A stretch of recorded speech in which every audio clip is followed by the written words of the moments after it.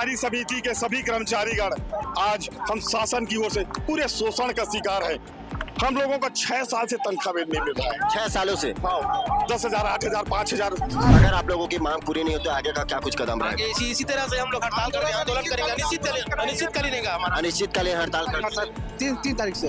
Operator भी इस बार जो है हड़ताल पर है, क्या कहेंगे? तो जब तक गवर्नमेंट हमारा मांग पूर्णतः सुखद नहीं देगा और हमारे ऑपरेटर भाइयों को 12 माह का वेतन नहीं देगा, तब तक हड़ताल वापस नहीं लेंगे। नमस्कार, जय जोहार, जय छत्तीसगढ़ का गौरव। और आप देखना शुरू कर चुके हैं भिलाई टाइम्स। 15 तारीख से छत्तीसगढ़ सरकार एक और जहां धान खरीदी करने जा रही है, लेकिन उससे पहले आप देख सकते हैं कि सोसाइटी के लोग जो है 4 सूत्री मांग को लेकर आज सड़क पर उतर गए। क्या कुछ इनकी मांग है, इसे जानने का प्रयास करते जी।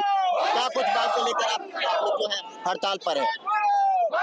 हम पूरे प्रदेश में हमारे सहकारी समिति के सभी कर्मचारीगण आज हम शासन की ओर से पूरे शोषण का शिकार है। हम लोगों को 6 साल से तनख्वाह नहीं मिल रहा है। 6 सालों से 10,000, 8,000, 5,000 बनता है तनख्वाह, वो भी हमको नसीब नहीं है। धान खरीदी करो तो वही हाल है। आज धान खरीदी नवंबर में करते हैं, उठाओ और जुलाई तक उठाव होता है, सूखा हमको भोगना पड़ता है, जेल जाना पड़ता है। हम लोगों को तलवार लटका हुआ रहता है हमेशा। और उसी प्रकार से पीडीएस में भी उसी प्रकार की समस्या बनी हुई है। तो ये सारी मांगों को लेकर के पूरा वेतन विसंगति को दूर करे और सब कर्मचारी को नियुक्ति करे और दुनिया भर का जो हथकंडा अपना रहे शासन, छत्तीसगढ़ शासन, वो होश में आकर के हम लोगों के प्रति काम करे। हम उसको सहयोग करने के लिए भरपूर तैयार हैं। कौन कौन सी 4 सूत्री मांग है आप लोगों की? हमारी 4 सूत्री जो मांग है वो है वेतन अनुदान। मध्य प्रदेश की भांति हमको भी 3-3 लाख रुपए हर समिति को वेतन अनुदान के रूप में दिया जाए।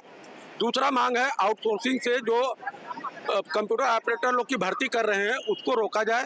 तीसरा मांग है हमारे सेवा नियम सब में संशोधन किया जाए। और हमारा जो चौथा मांग है वो है धान खरीदी में जो सुखद आता है, शासन उस सुखद को वहन करे और पिछले 2 साल का सुखद जो है उसको भी हमको दे। इससे पहले भी आप लोगों के द्वारा आंदोलन किया गया था, उसे स्थगित क्यों कर दिया गया? इस बार भी क्या स्थगित हो जाएगी? इस बार स्थगित नहीं होगा, क्योंकि दूध का जला जो है वो छाछ को भी फूक फूक के पीता है। पिछले बार हमको खाद्य सचिव मैडम ऋचा शर्मा ने लिखित आश्वासन दिया था 28 फरवरी के बाद शेष धान का जो है वो आप लोगों को सुखद दिया जाएगा, लेकिन उनके लेटर को भी शासन ने कचरे खाते में डाल दिया। जो कचरे खाते में डालने का मतलब इस साल हमको अगर नहीं मिला सुखद, मतलब कचरे खाते में डाल दिया।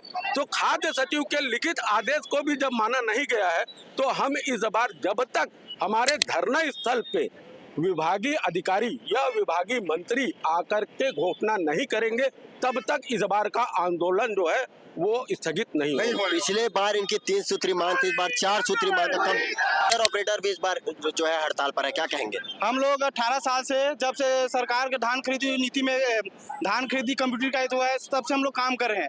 आज हम लोगों का सरकार 12 महीने का वेतन देता था, आज 6 महीने का कर दिया है। और उल्टा हम लोगों को धान खरीदी में हम उसको ई पुरस्कार दिवाए हैं।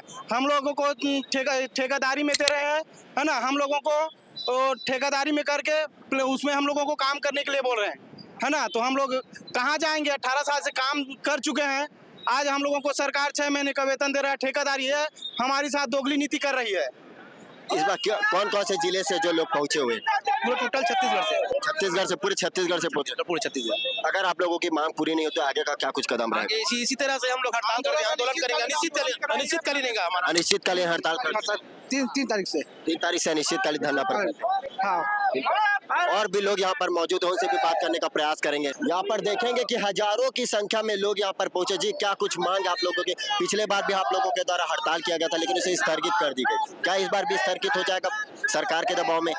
नहीं, इस बार तो नहीं होगा, क्योंकि इस बार हमारे ऑपरेटर साथ भी और हमारे समिति कर्मचारी संयुक्त रूप से आंदोलन कर रहे हैं।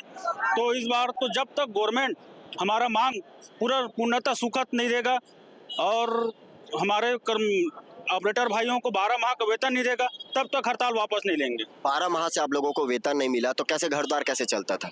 6 महीना का दे रहा है गवर्नमेंट, 6 महीना समिति दे रहा है, तो समिति को अतिरिक्त भार पड़ रहा है, तो समिति को नुकसान हो रहा है। काम गवर्नमेंट करवा रही तो गवर्नमेंट पूरा पेमेंट दे, ये मांग है हमारा। अगर आप लोगों की मांग पूरी नहीं होती आगे क्या कुछ कदम रहेगा? हम तो हड़ताल में बैठेंगे। 3 तारीख से अनिश्चितकालीन हड़ताल में बैठ रहे हैं। जब तक मांग पूरा नहीं होगा तब तक हम उठेंगे। धान खरीदी में हमेशा गड़बड़ी की बात आती है, उसको लेकर क्या कहना चाहेंगे? धान खरीदी में कोई गड़बड़ी नहीं होती जी, जो गड़बड़ी होती है प्रशासनिक अधिकारी की तरफ होता है। समिति तो धान खरीदी करता है, परिवहन कराना शासन की जिम्मेदारी, परिवहन करना समिति का काम है उपार्जन।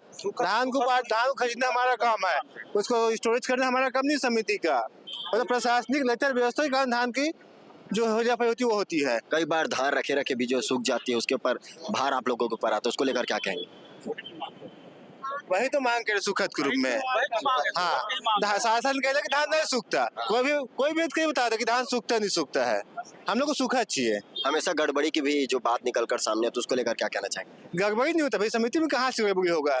धान सूखता है, उसी को चोरी बोलता है प्रशासन, सुखद को चोरी मानते हैं। धान सुशासन सुखद दे या तो समय पर। अगर आप लोगों की मांग पूरी नहीं होगी क्या मुख्यमंत्री निवास घेराव होगा? बिल्कुल घेरेंगे, घेराव करेंगे? करेंगे। तो इनका कहना है कि अगर हम लोगों की मांग जो है वो पूरी नहीं होती तो हम मुख्यमंत्री तक घेराव करेंगे। आगे का जो भी अपडेट रहेगा हम आप तक पहुंचाने का प्रयास करेंगे। बेहतर खबरों के लिए बने रहे भिलाई टाइम्स के साथ।